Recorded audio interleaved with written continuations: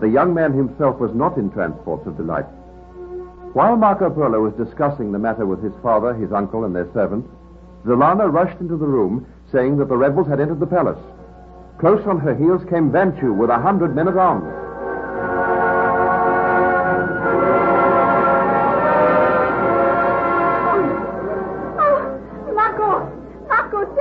To arms! We must fight for our lives! Seize the people in this room. Hold them fast. Let me go. I shall fight for my life! Marco, I beg of you to save me. We're outnumbered. I cannot struggle. The suit of armor impedes me.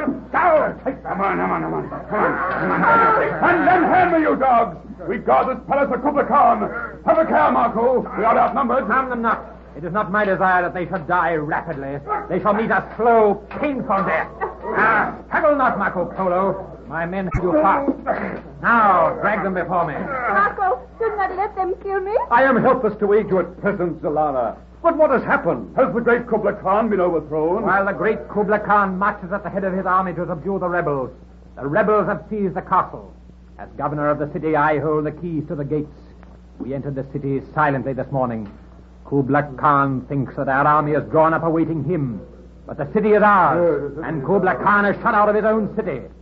Now, Marco Polo, you and I have a reckoning to settle. My own life means little to me, Vanchu. But I beg that you do not harm the Princess Zalana. I should kill her. She betrayed me to the Khan. She is too beautiful to kill. Would you become my wife, Zalana? I hate you. I would rather die than become your wife. You will have no choice.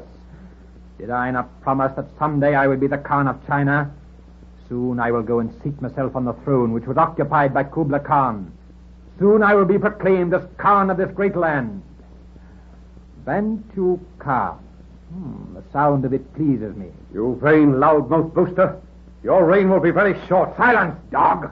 With my mailed fist, I strike you on the mouth. Marco, my son, your face bleeds. Oh, what matters that? The first to bend the knee to Vanchu Khan shall be the 4 men from the west. Never will I bend the knee to you, you low-born upstart dog. A whining cur that snaps at the hand which feeds it, striving to seize the throne from your rightful master. You will pay dearly for those words, Marco Polo. Kubla Khan is known as the greatest ruler in the world. Mayhap you have seized this city. Mayhap you are now in his palace. But Kubla Khan will find some way of defeating you, some means of bringing you to your knees to whine for mercy. Kubla Khan is shut out of the city. I do not fear him. But hear me, Marco Polo. We have ways of taming the spirits of men. I will tame your spirit. Soon I go to the throne room to take my rightful place, and you and your companions will be made to kneel before me. As for the Princess Zalana, her dreams will be realized. She shall become the wife of the Khan of China. But I am to marry Marco Polo. My hand has been bestowed on him. So, the old fool Kubla Khan bestowed your hand on Marco Polo.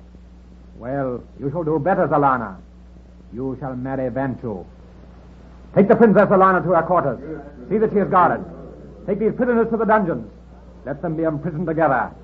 Later they shall be dragged to the front room and forced to make obeisance to the new Khan of China.